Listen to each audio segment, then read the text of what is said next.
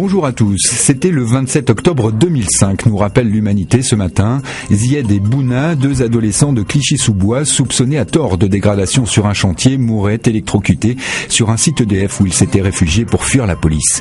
Si on se souvient aussi bien de ces deux prénoms, c'est parce qu'en France, 3 semaines d'émeutes ont suivi ce drame.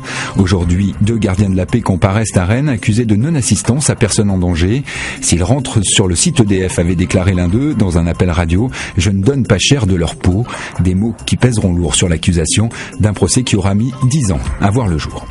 Une vague bleue plutôt que bleu marine, c'est un nouveau sondage qui anime le Figaro ce matin. Nouveau sondage qui à J-7 avant le premier tour des élections départementales place au coude à coude le FN et l'UMP.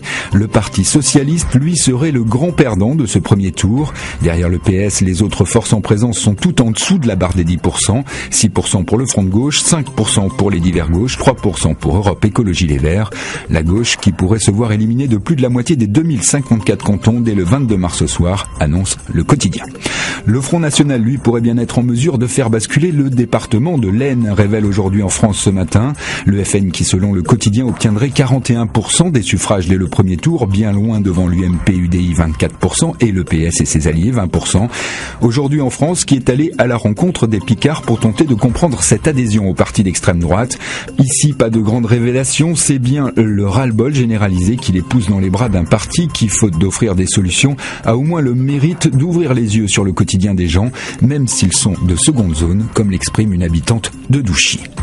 Rien n'est pire que Daesh, même pas un dictateur, et si on négocie avec Bachar el-Assad, la proposition vient du secrétaire d'État américain John Kerry, elle est à lire dans le Figaro ce matin. Après avoir répété pendant 4 ans que le départ de Bachar était la condition sine qua non d'une solution politique en Syrie, l'Amérique reconnaît qu'elle pourrait bien être amenée à négocier avec lui pour mettre un terme à l'État islamique. Cela s'appelle du pragmatisme à l'américaine, un pragmatisme qui sera malgré tout difficile à mettre en place dans un pays où la guerre a déjà fait 250 000 victimes.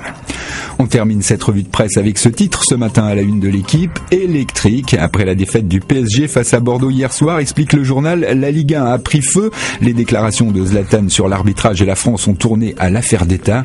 Une mauvaise nouvelle de plus, me direz-vous? Mais non, il ne s'agit que de football et rien d'autre. Bonne lecture à tous et bonne journée.